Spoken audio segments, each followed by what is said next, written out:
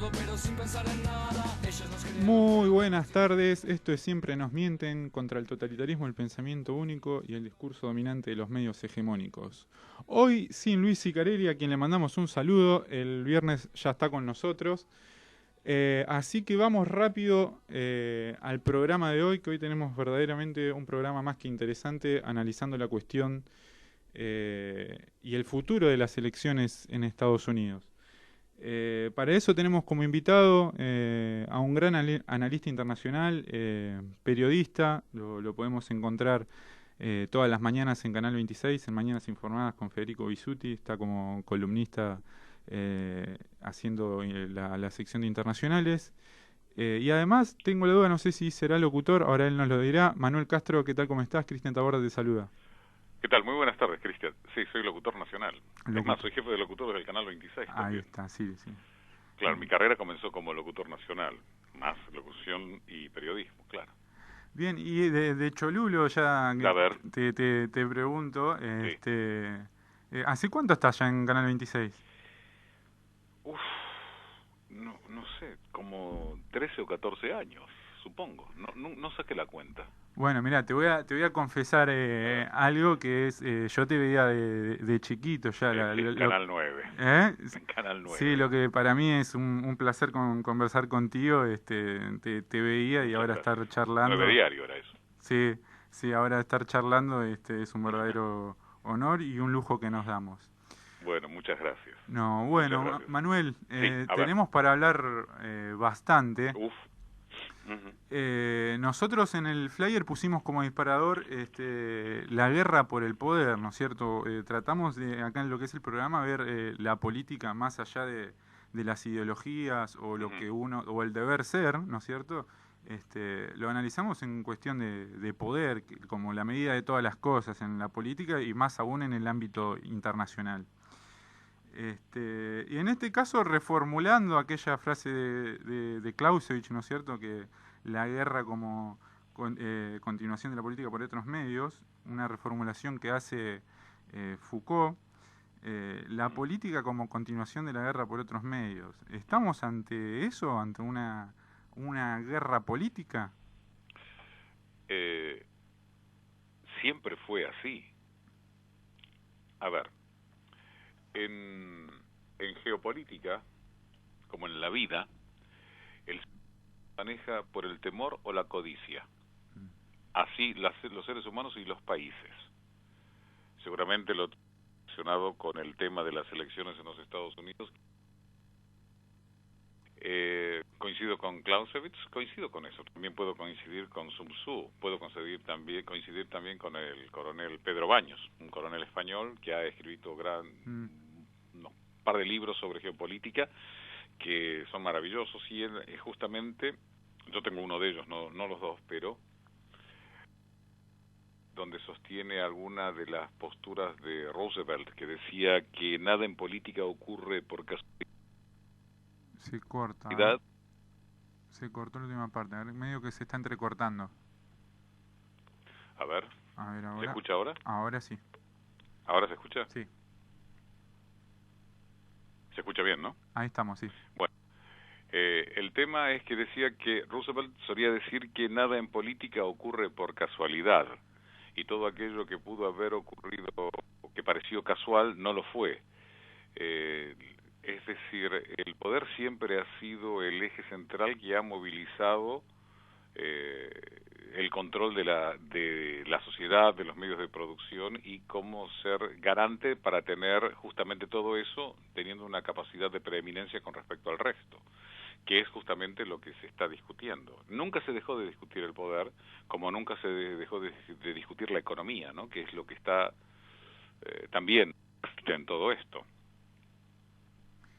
Bien, dado este pequeño marco general como introducción a la charla, quisiera empezar por, primero, para después ir profundizando más, ¿no?, sobre la cuestión central o nodular, las circunstancias en las que se dan estas peculiares, por así decirlo de alguna manera, elecciones en Estados Unidos, ¿no? La irrupción de la pandemia, que claramente desconfiguró los planes que tenía Donald Trump, o lo que hubiese sido, quizás a mi entender, una victoria cómoda. Comodísima. Este tema del virus, Trump hubiera sido muy fácil predecir. En este momento no lo sé, porque en realidad en la economía el trabajo que él hizo fue muy bueno. En el tema del virus, en realidad creo que le hubiera pegado a cualquier mandatario, que es algo que no, de lo cual no se tenía nada en concreto. De hecho, ni los médicos saben qué. Es decir, ahora muchos países europeos están cerrando sus sociedades y tienen revueltas en las calles, cuando la OMS, que tiene menos credibilidad que no sé quién, decía que la cuarentena no servía para nada, cosa que es obvio. Pero aquí el tema es de acuerdo a cómo lo puede interpretar el ciudadano. Si el ciudadano cree erróneamente que economía y salud están separados y le da preeminencia a la salud, va a votar por Biden. Si la tiene en otra postura, va a votar por Trump. Pero eso es viendo a nivel mundial. El virus se va a llevar puestos cuando termine todo esto, se va a llevar puestos, según mi criterio, a varios políticos a nivel mundial. Puestos, para bien o para mal. Sí, podemos poner como ejemplo o quizá como un pequeño test a nivel global lo que sucedió en Italia, donde se valoró mucho la gestión de Giuseppe Conte. De Giuseppe Conte, sí, pero prevaleció el voto en las regiones, como llaman ellos, sí, sobre el cuidado de la salud, sobre todo el socio de Matteo Salvini, que ahora no me viene el nombre, Zaia, ahí está, que tuvo una gran performance electoral.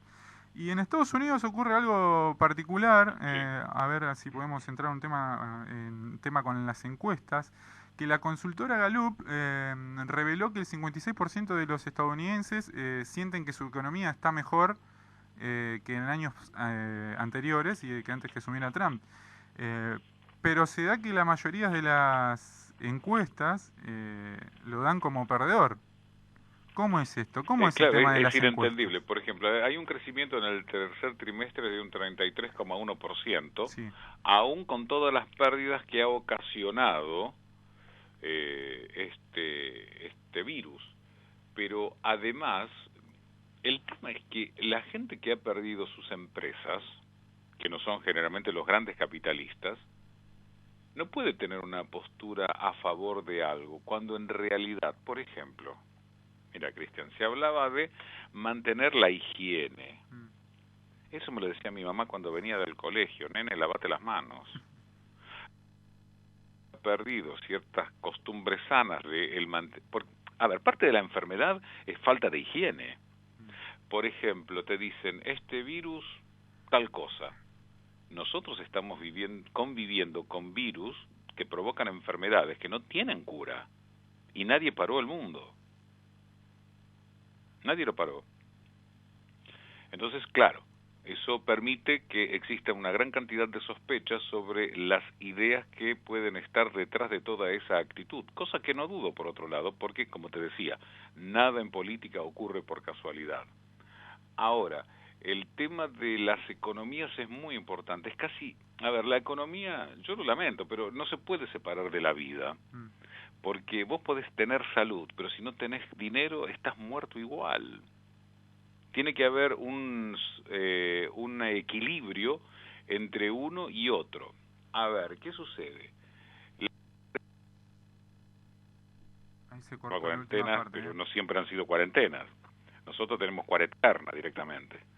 Sí. Pero, aunque al principio, después de los 2 primeros meses, en un principio tiene cierta lógica, pero después no, porque ni en la Edad Media se encerraba a los sanos, ni en la Edad Media. Ahora, si vos me decís, bueno, vamos a encerrar a los que están enfermos, tratar de controlarlos y tratar de cuidarlos, está muy bien, pero toda esa actitud ha tenido un reflejo dentro del contexto político-económico, y eso es algo que se va a apagar. Cuando esto termine, creo yo que la verdad va a surgir y la mentira va a caer de todo lo que se ha hablado hasta ahora.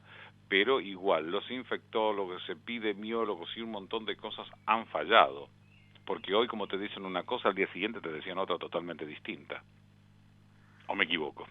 No, sí, no, como decías anteriormente, la veracidad de la Organización Mundial de la Salud es clara, que está cuestionada, nadie le cree. Hoy se dio una cuestión particular, mirá, antes de venir estaba viendo un poco Crónica y una cronista estaba en la calle preguntando si la gente se vacunaría.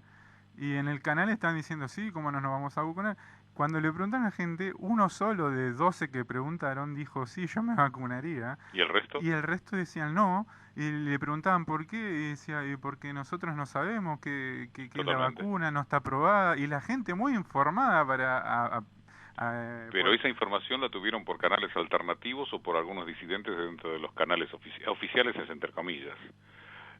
Pero el tema, bueno, nosotros en el canal también somos bastante cuestionadores de algunas cosas que son lógicas, es decir, los parlamentarios no pueden decidir sobre tu vida. ¿Qué sabe lo que te van a inocular? Y yo no soy antivacuna, para que quede claro, porque viste que hay que aclarar todo. Sí. Pero cuando se probó la Sabin, que salvó tantas vidas de la polio, la primera prueba que se hizo causó gran cantidad de problemas.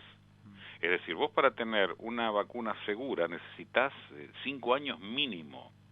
Ahora, no sea que con este virus, o que existe, cuya letalidad también se desconoce porque se va y se viene, yo creo que ha sido de diseño. Lo he hablado con algunos especialistas militares en geopolítica y coinciden conmigo, que para mí es una guerra bacteriológica de baja intensidad, pero el tema es que no sea que ocurrió con la gripe de Kansas, o la gripe de 1918, que algunos empecinan a llamar la gripe española, que en realidad es un invento sajón, porque España no participaba en la Primera Guerra y daba la verdad, entonces le decían, vamos a llamar la gripe española, que en realidad se originó en Kansas, en los Estados Unidos. Un sargento, se sabe el nombre también. Apareció, causó una gran mortandad, creo que 50 millones de personas, y como apareció, se fue. No sea que, es una teoría mía también, con esto ocurre exactamente lo mismo, porque además existe lo que se llama la inmunidad de comunidad o de rebaño. Eso existe, porque hasta que aparezca un medicamento o vacuna, porque pueden aparecer las dos, de hecho hay, que pueda solucionar este tema, mientras tanto el virus sigue funcionando y no hay ni primera ola, ni segunda ola, ni tercera ola. Es el mismo que está dando vueltas. Sí, es como el otro día hablábamos con un filósofo y decía, es una endemia, no una pandemia. Claro. Muy sabiamente, y dejó reflexionando a varios acá en el piso. Y con respecto a esto, ¿no es cierto? Nosotros hablamos con muchos economistas, también analistas internacionales, en donde ven como vino como una oportunidad esta crisis justamente para las élites globalistas o transnacionales, no para los pueblos, ¿verdad? Nunca fue así, clavar a los pueblos. Como una oportunidad o como anillo al dedo a una crisis de una burbuja de endeudamiento, burbuja financiera que ya venían previendo varios, que justamente su impacto iba a dar sobre finales de 2020 y principios de 2021. ¿No es cierto? Estados súper endeudados. Una crisis del 2008 que nunca se terminó de resolver, recordemos la quiebra de Lehman Brothers. Bueno, uno de los puntos por los cuales Trump es electo en Estados Unidos. Eso no se terminó de resolver y muchos ven esto como la oportunidad para lo que ahora se dio a conocer que el Foro Económico Mundial de Davos llama el gran reseteo, ¿no? Esta transición hacia una economía verde, otro de los puntos, la automatización, robotización que ya vemos en varios sectores. Y acá quiero hacer un punto, esa transición de economía verde, de un pasaje de combustibles fósiles a energías renovables, que fue lo que en Francia provocó el conflicto con los chalecos amarillos entre Macron y el pueblo francés. Que no paró. No paró. La automatización que genera desempleo lo podemos ver no te quepa duda, en Alemania, en mucha parte de Europa, y eso va ligado totalmente, a mi humilde entender, a lo que es la renta mínima universal y a este nuevo contrato social que plantean desde varios sectores para contener lo que sería un estallido social planetario. No sé cómo lo ves vos. Lo veo exactamente igual. A ver, el avance tecnológico ha sido una constante dentro de la civilización. Es decir, de seguro los que erraban caballos y hacían carruajes se enojaron mucho con Ford cuando sacó el Ford T. Así, es decir, solo que los cambios en esa época no se daban en 5 meses, se daban en 50 años. Había tiempo mental como para ir acostumbrándose a que las cosas iban cambiando. Ahora, el tema de las energías verdes, que para Biden se llama el Green Deal, Sí.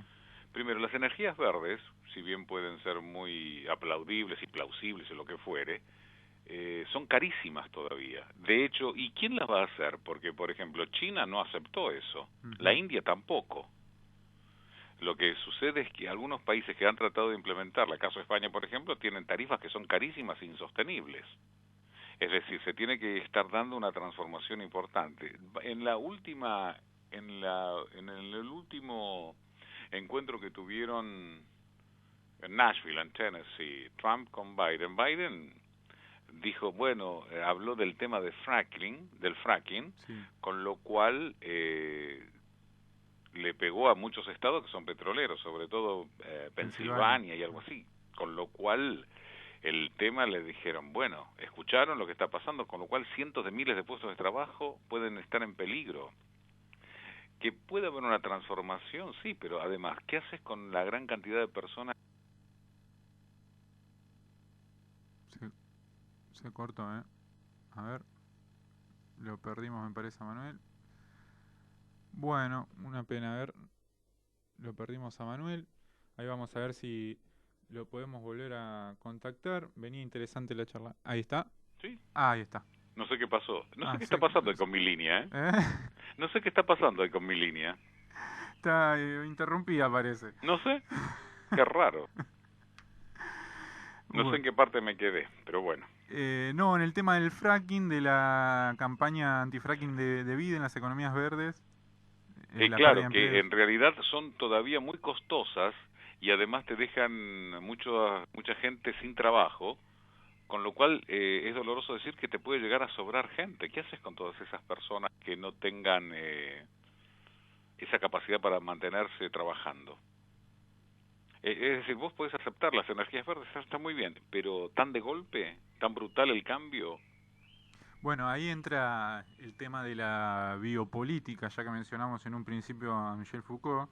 Este tema que casualmente, y no me voy a cansar de repetirlo acá, los sociólogos pareciera que están escondidos, tanto que son de la teoría crítica. Hoy cuesta mucho encontrar alguno con alguna visión crítica sobre la pandemia y toda la biopolítica que estamos viviendo, ¿no es cierto? Y entra esta cuestión de, en mi caso yo lo enlazo con lo que es la ideología de género, bueno, un montón de estas medidas de vacunación con dudosa procedencia, ¿no es cierto?, con intereses económicos y políticos de fondo, que es en los que nos encargamos de resaltar, ¿no es cierto? Sí. Hay todo un negociado de lo que No te es quepa duda. el Big Pharma, que quizás lo puedas desentrañar un poco, Sí. entre estos grandes conglomerados, y la importancia. El otro día también hablamos con un doctor en bioquímica y nos decía así vulgarmente como para entenderlo, ¿no es cierto? Y pasa que los muchachos antes vendían armas y ahora ya no pueden vender armas porque sería medio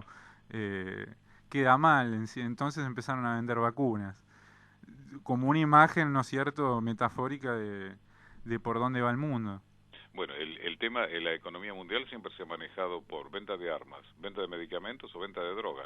Son las tres empresas que mueven la economía mundial. Es así. Sí. Y son muy fuertes, pero igual el tema armas no se ha mitigado tampoco, continúa.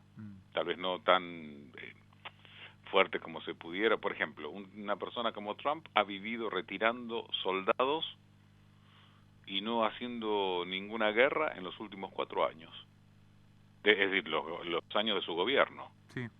En cambio, Obama, que era Premio Nobel de la Paz, que en un principio hasta me simpatizaba mucho porque, bueno, era algo nuevo, un presidente mulato, mitad blanco, mitad negro, el tema de la tradición de Estados Unidos, el enfrentamiento étnico, era como una bocanada de fresco, pero le dieron el premio Nobel de la Paz, está bien, pero a un presidente no le puede dar el premio Nobel de la Paz cuando después invadió 7 países.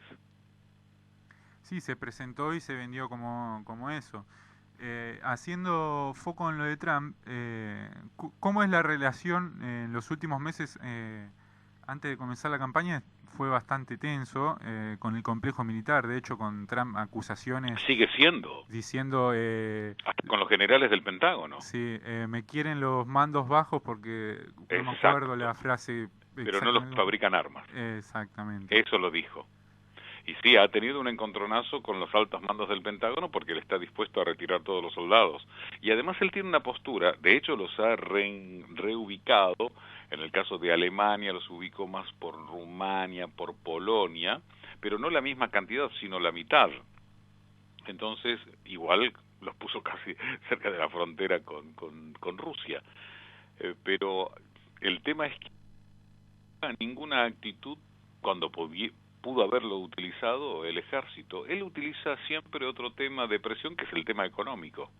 Con China lo ha hecho, pero igual, de todas maneras, en otro momento se conocía eso como la farsa de Tucídides, ¿no? La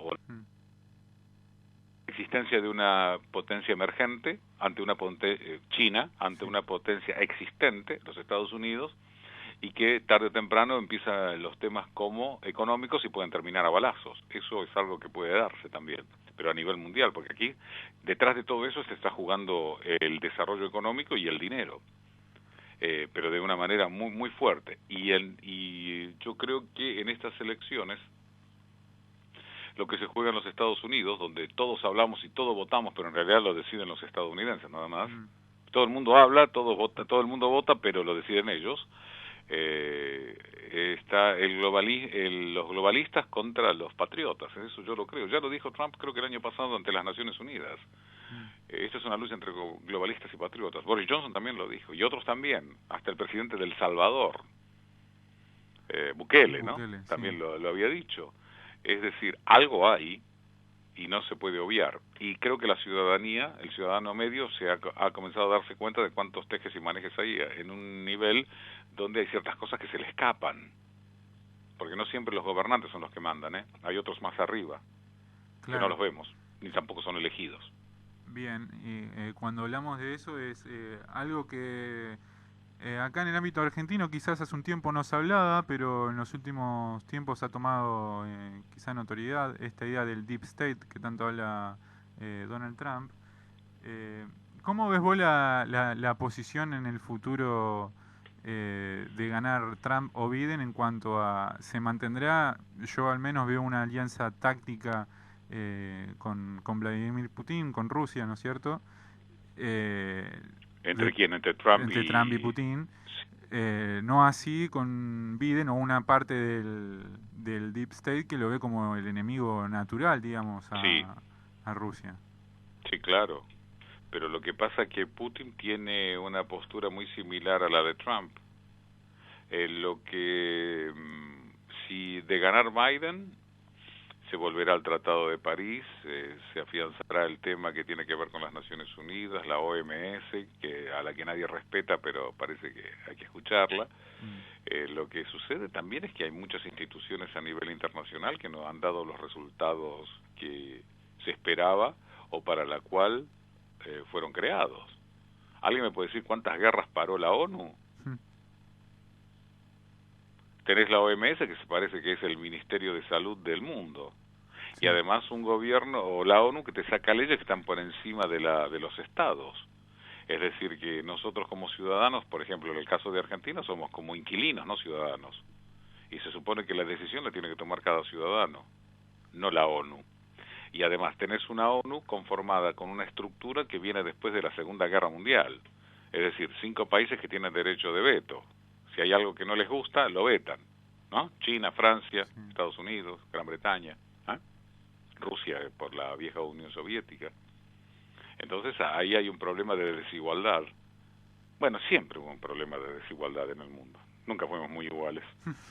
Pero si de ganar Biden se reestructura todo a la época como estaba con Obama. vos ves ese futuro. ¿Cómo?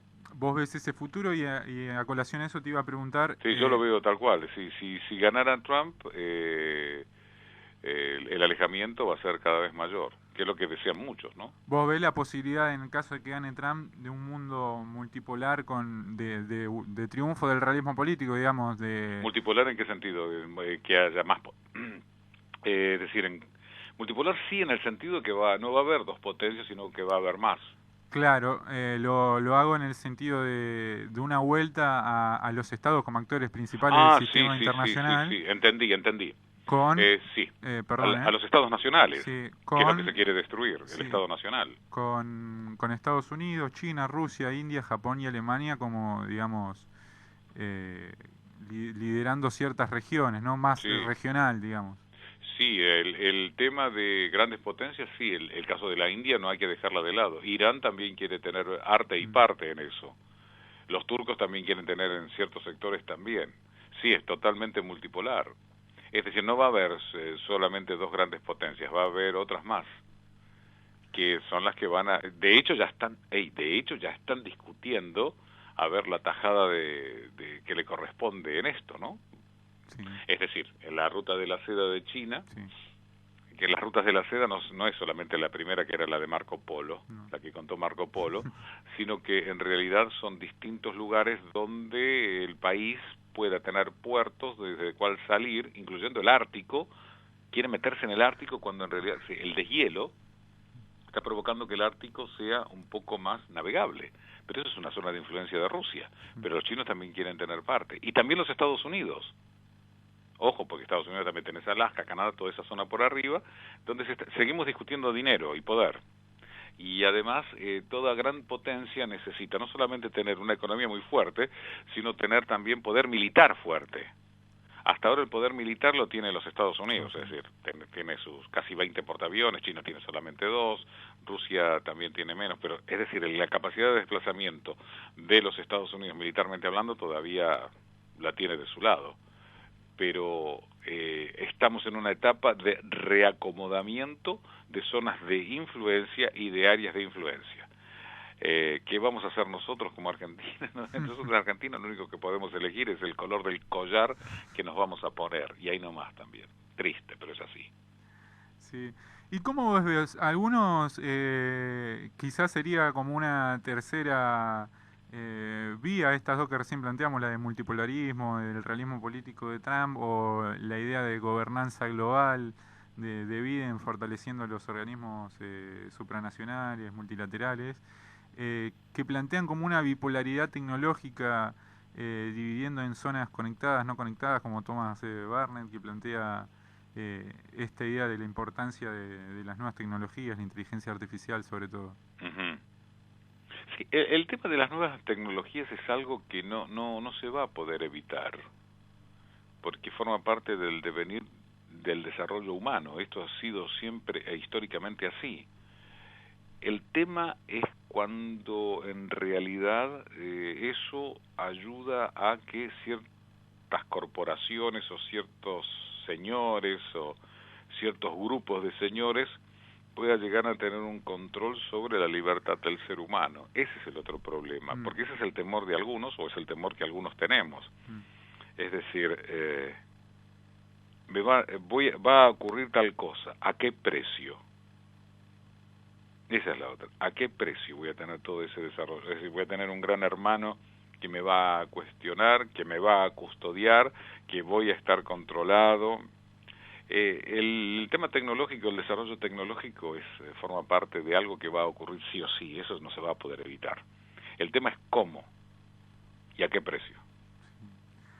Bueno, Manuel, ahora vamos a entrar de lleno a la cuestión de Estados Unidos. A ver. No sé si vos recordás, yo en mi corta vida no he presenciado una elección tan polarizada como se ve, y parece que va a batir récord de gente que concurre a votar, así sí. Dicen varios, en donde hay quizás por primera vez dos visiones del mundo, de la sociedad, hasta filosóficas y teológicas, diría, Sí. totalmente contrapuesto. ¿Cómo lo ves? Sí, no, hace mucho tiempo que no veía a un Estados Unidos tan polarizado socialmente. De hecho, ha llegado a haber hasta peleas intrafamiliares por respecto o contra Trump o a favor de Trump. Aquí se lo llama grieta, ¿no? Al Pero estilo allá había una... peronista vieja usanza del 55, 45, 55. Claro, sí. Es decir, uno, por ejemplo, como es el caso de Estados Unidos, que se podría hablar libremente de a quién uno iba a votar y a quién no iba a votar y lo que fuere. Sin embargo, ahora se ve una actitud con respecto al temor hasta de decir a quién se va a votar. Y hay un voto silencioso también, no solamente para Trump, sino también para Biden. Ah, mira.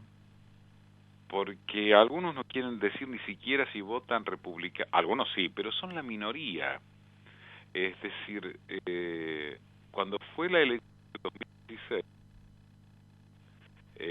en un momento yo tenía corazonadas y lo dije que ganaba Trump. Y todos me miraban, hasta un amigo, Gustavo Carabajal, me preguntaba, estábamos en maquillaje, me dice, no, decime. Le digo, mira, yo tengo una corazonada, gana Trump. Sí.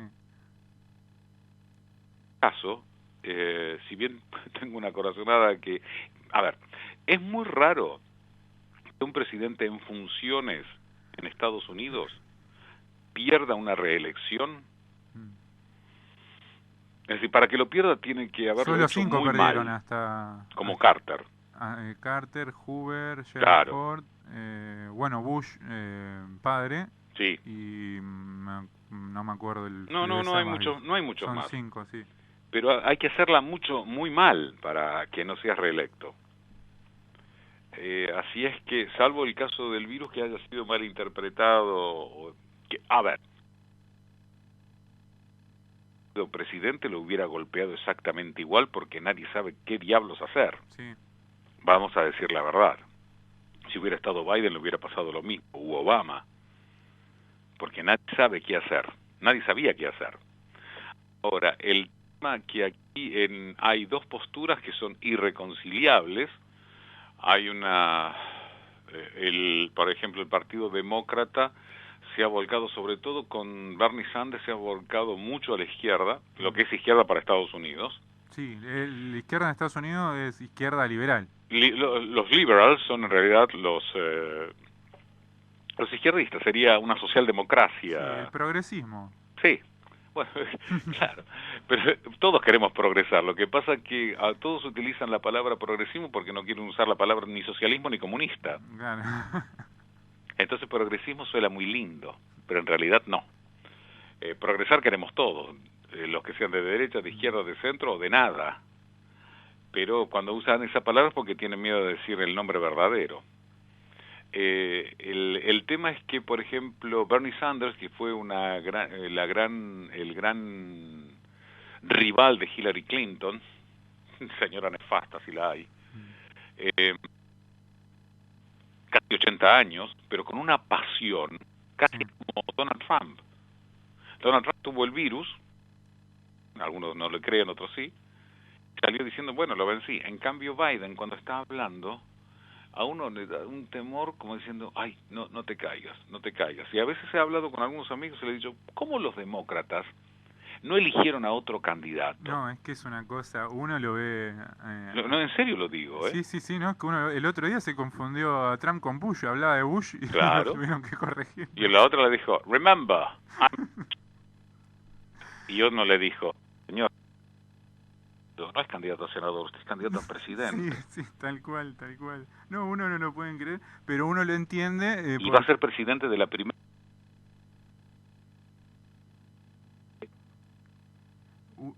Sepan que se va a morir y la idea es que Kamala Harris sea la primera mujer que llegue a la presidencia, o la otra que lo van a poder manejar. De las malas lenguas hablan que ha habido meses atrás entre Obama y Bernie Sanders para colocar gente de Bernie Sanders 4-3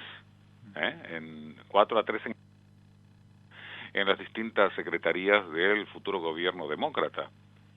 pero Bernie Sanders es el extremo, es decir, para que en Estados Unidos, ¡uf!, lo que debe ser.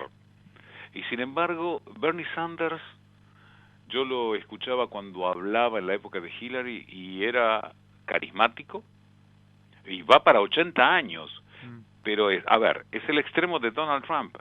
Biden tiene problemas de salud, ese es el problema. No es el tema de la edad, no es el tema que le lleve 4 a Donald Trump, es la salud. No sé si está claro. Por eso decía, Bernie Sanders tiene 80 y tiene la misma predisposición que Trump y el mismo ahínco. Biden da la sensación de que se va a quebrar en cualquier momento, quebrar físicamente, es decir, los huesos se le quiebran. Además, Kamala Harris, cuando se buscaba la candidatura de los demócratas, ¿qué no dijo de Biden? ¿Qué no dijo? Pero ahora se ama, ¿no? No les queda otra alternativa. Y además tienen algún problema de corrupción. El año pasado nosotros pusimos y era Biden alardeando en una reunión de cómo habían apretado al gobierno ucraniano de ese entonces para que, por ejemplo, su hijo Hunter hiciera los negocios. Dice, si no quieren hablar, vamos a hablar con Obama. Está grabado. Está grabado. Así es que hay un tema de... es decir, a ciertos niveles se cocinan ciertas cosas que para el ciudadano medio pueden pasar por alto. Pero el tema de la corrupción de una persona como Hunter Biden, preparado para la nada, pero que reciba comisiones de Kazajstán, de Ucrania, de China y hasta de Moscú, y que el que recibía parte de eso era el que aparecía en algunos correos electrónicos que decía The Big Guy, y el Big Guy era papá Joe. Así que hay otro.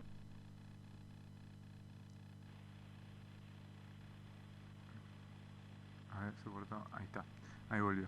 Manuel, se han visto imágenes en Washington de ciudadanos, ¿no?, blindando sus comercios, con las tablas, tapando los vidrios, porque se esperan hechos de violencia y seguramente van a ocurrir porque ya están más que anunciados. Ya están en la calle. Ya están anunciados por los medios de comunicación.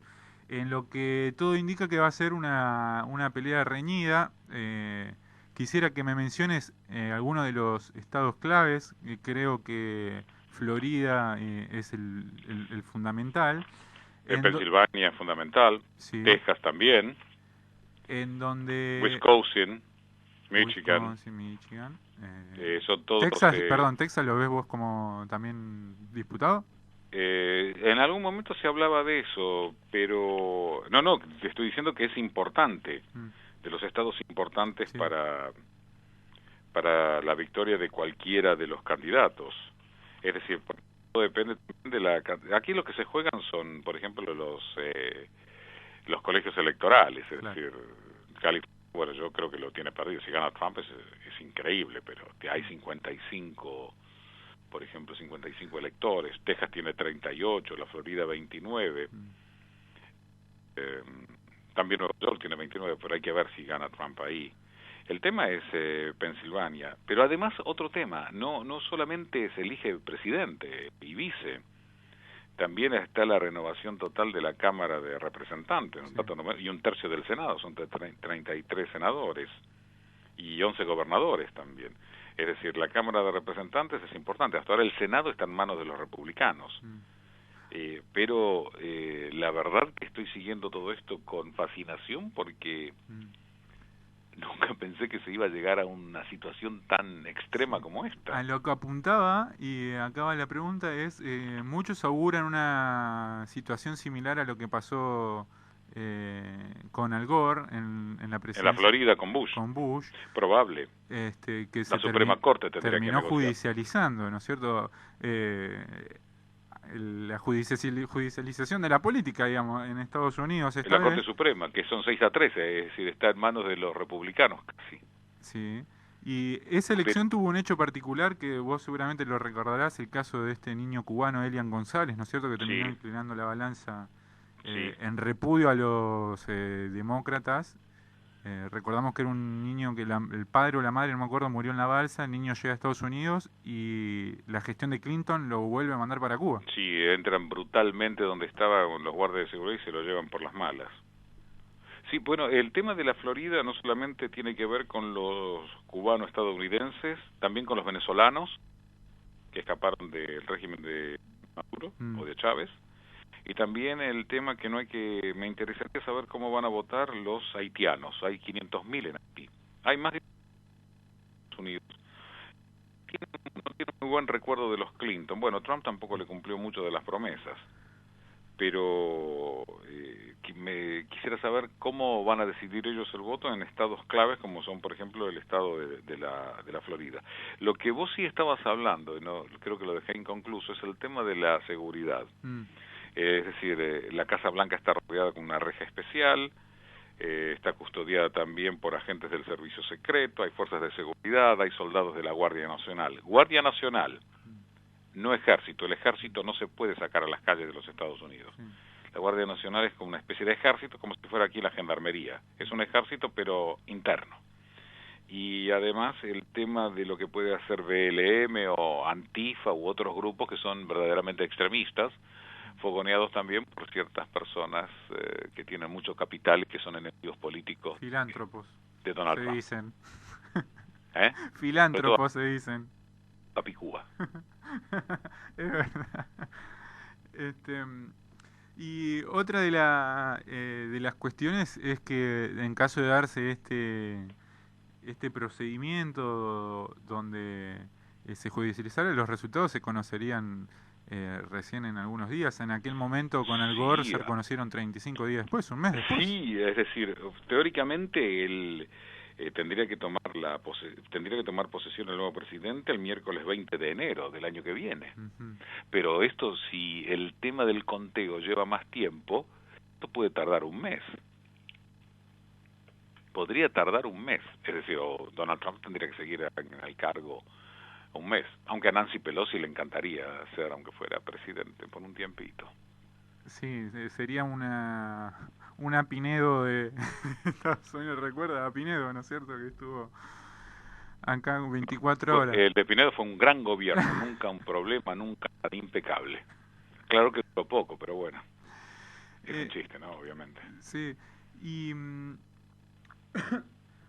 otra de las cuestiones sobre las que también quería abordar es esto que algunos vienen augurando sobre el fantasma de la guerra civil. Ah, sí. Yo escribí un artículo hace poco, digamos que como que estamos en un preámbulo de una guerra civil mundial, entendido como lo entendía Carl Schmitt, sí. En donde no hay una autoridad por parte de los estados porque los gobiernos carecen de legitimidad, como ya vimos que le rinden cuentas a estas grandes élites o organismos internacionales. Sí. ¿Cómo lo ves vos donde sería un capítulo más y el más importante es en el corazón del imperio? Claro, es una que tuvo Edward Luttwak, que se llamaba golpe de Estado. ¿O podría haber un golpe de Estado en los Estados Unidos? Fíjate, a ver, es una sociedad que está bastante crispada. Bueno, a nivel mundial estamos bastante crispados. Sí.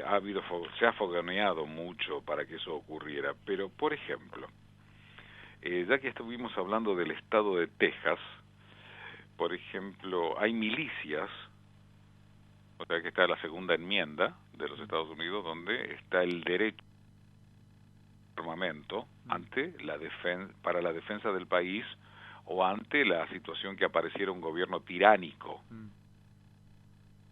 Están federados, es decir, el gobierno federal no puede hacer lo que se le ocurre con todo el país, eso está claro, ¿no es así?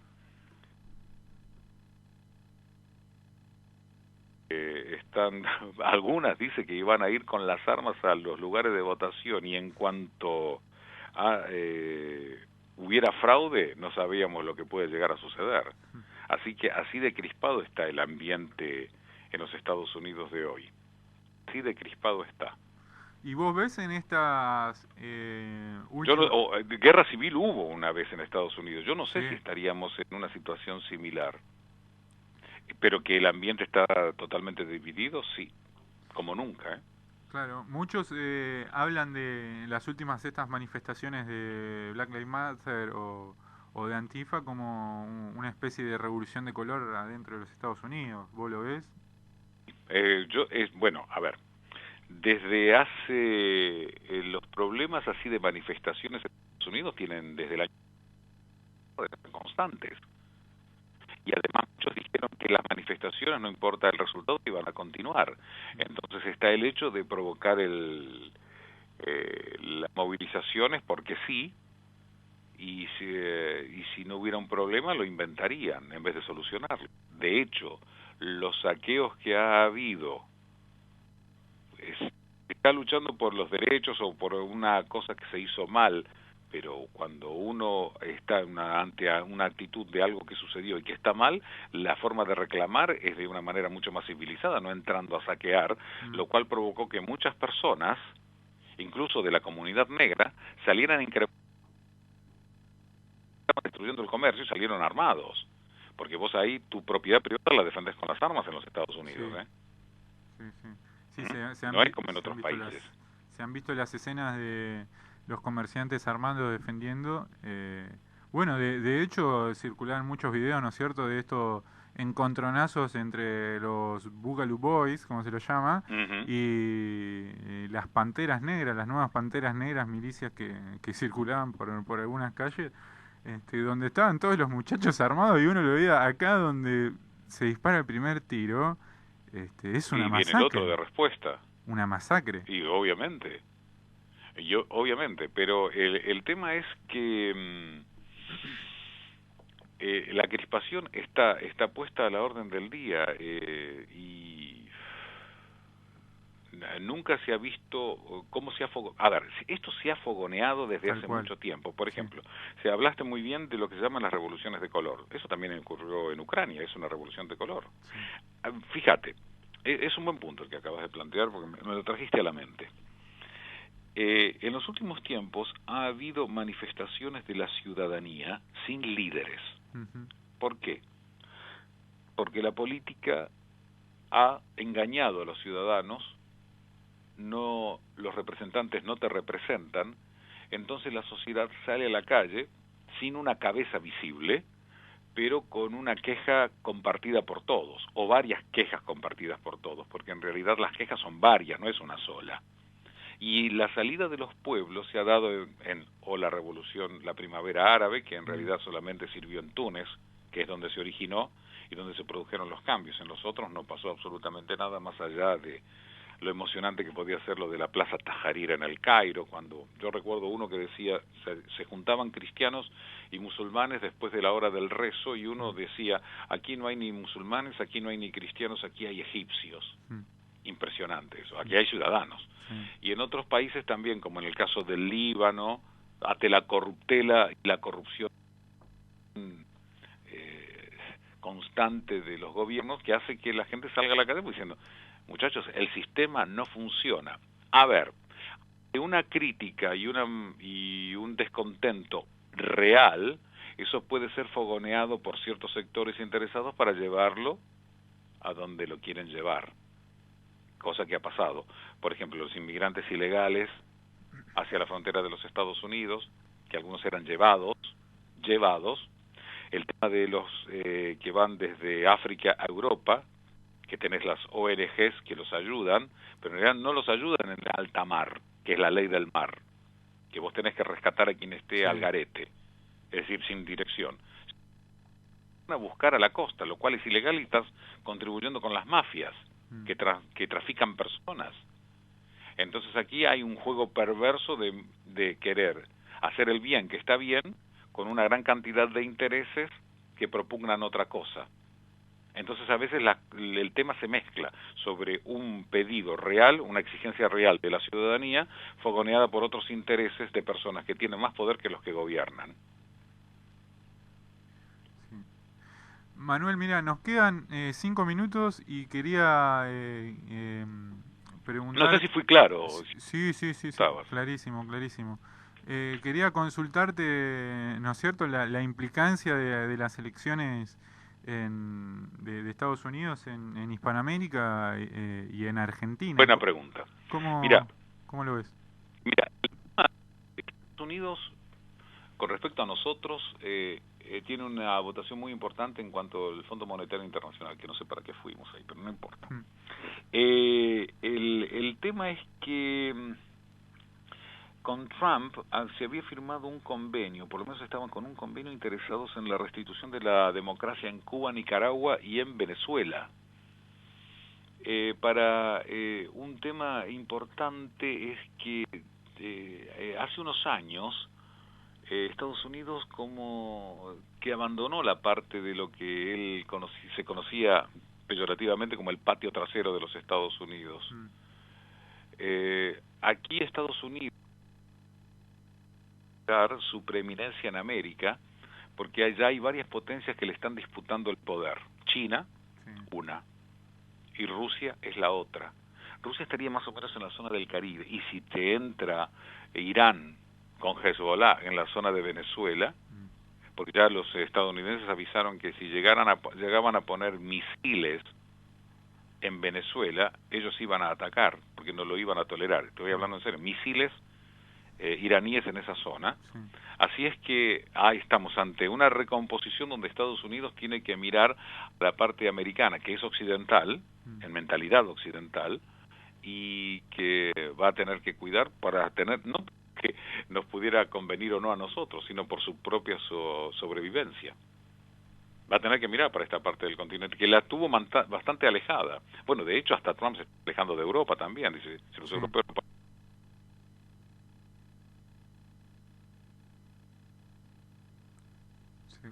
Hay varias potencias que están disputando la hegemonía.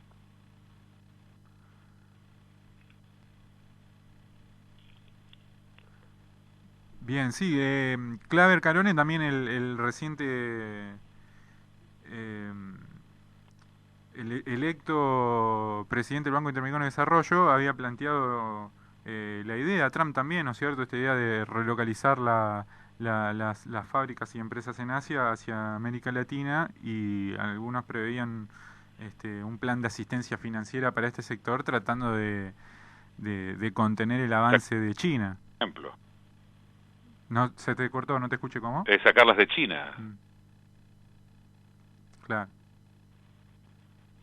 De hecho, bueno, tiene una renegociación del Tratado de Libre Comercio con los Estados Unidos mexicanos. Y llegaron a un cierto acuerdo.